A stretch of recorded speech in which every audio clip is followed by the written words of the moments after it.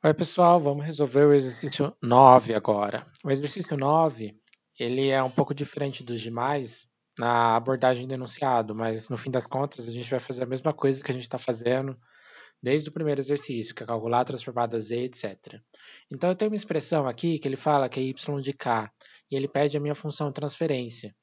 Algumas informações. Esse y de k, ele é a resposta de um sistema à entrada degrau unitário. E para eu encontrar o g de z ou o g de k, né, eu tenho que fazer o seguinte procedimento. Vocês lembram lá que para o sistema de controle 1, quando a gente estava estudando a planta contínua, eu tinha uma entrada R, que é a minha referência, uma planta G e uma saída Y. Eu sabia que a minha saída Y era a minha referência vezes a planta. De modo que a minha função transferência do sistema, que era o G, era a minha saída Y sobre a referência R. Para o sistema de controle discreto, vai ser a mesma coisa, só que em vez de S, que é a variável de Laplace, eu vou trabalhar com Z, né?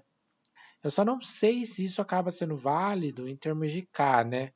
Então, o que eu vou fazer aqui? Eu vou calcular a função transferência em termos de Z. Aí, quando ele pedir a resposta ao impulso, eu vou calcular o Y de K quando o meu R é um impulso, ok?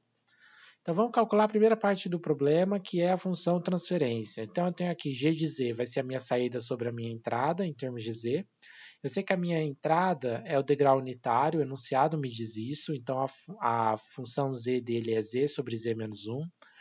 E a minha saída, o enunciado me dá em termos de y de k. O que eu faço? Eu aplico a transformada z nessa expressão a diferenças. Eu obtenho a seguinte expressão: 2z, z mais 1 mais 3, certo? O que eu faço agora? Divido tudo por z sobre z menos 1. Ou seja, eu conservo a primeira parte como está e eu inverto o r de baixo. Coloquei ali z mais 1 para manter todo mundo com o mesmo denominador. Faço as manipulações matemáticas e eu chego na minha expressão g de z. E depois que eu acho g de z, o que eu vou fazer? Frações parciais de novo. Só que atenção, essas frações parciais que eu vou fazer agora, elas são um pouco mais inconvenientes. Por quê? Porque elas vão deixar um resto para nós. Fazendo os cálculos necessários, e eu vou dever essa para vocês, porque, para ser sincero, todos os cálculos de frações parciais eu faço no MATLAB, porque fazer cálculo de frações parciais na mão me dá gatilhos, porque eu acho muito chato. E o MATLAB me disse que vai ter esse resto igual a 5. E eu acredito no MATLAB, pelo menos nesse caso. Então, a minha expressão g de z, separadinha, bonitinha, vai ficar menos 4 vezes aquela expressão, menos 3, aquela outra expressão, mais 5. Essa é a minha função transferência g de z. Então, essa é a primeira parte do exercício. A segunda parte do exercício me pergunta qual que é a resposta y para uma entrada impulso unitário. A entrada impulso unitário, ela tem uma transformada z que é igual a 1. Então, quando eu fizer aqueles cálculos, y igual a g vezes r, para uma entrada impulso unitário, eu vou ter que y vai ser igual a g. Então, para eu achar a minha resposta y de k para o impulso unitário, eu só preciso fazer a transformada z inversa da minha função transferência g de z. Então, para calcular a nossa segunda parte do exercício, vamos aplicar a z inversa em cada um desses termos. O último termo, 5, na verdade é 5 vezes 1. A função que tem a transformada de z igual a 1 é a função impulso unitário. Então, quando eu fizer a transformada z inversa, aquilo ali vai ser 5 vezes o impulso unitário. Agora, vamos para outra parte da expressão, que é aquele 3, 1 sobre z. Aquele 3, na realidade, vai ser 3 vezes 1 vezes z a menos 1, que nada mais é do que 3 vezes o impulso unitário atrasado de uma amostra. Esse z elevado a menos 1, ele significa que tem um atraso de uma amostra na sua expressão. Então, ali vai ser 3 vezes o impulso unitário atrasado.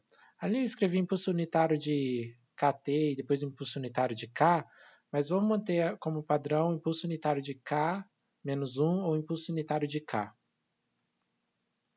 E a última parte da minha expressão, que é o primeiro termo.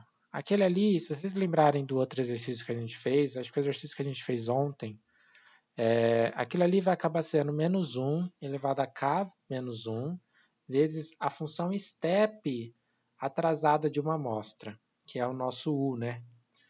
E se a gente pegar e substituir isso na nossa expressão de g de k, que é igual a y de k, e simplificar, dar uma enxugada nos termos, a gente vai obter a seguinte expressão, que é a nossa resposta.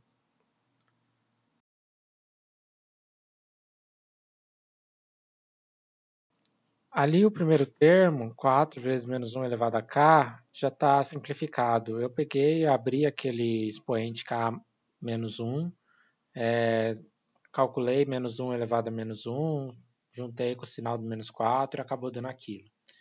E, bom, é basicamente essa a expressão do g de k. Lembrando, como a minha entrada para essa segunda parte do exercício é o impulso unitário, a minha resposta y de k vai ser igual a g de k. Perfeito? Bom, é isso. Obrigado e bons estudos.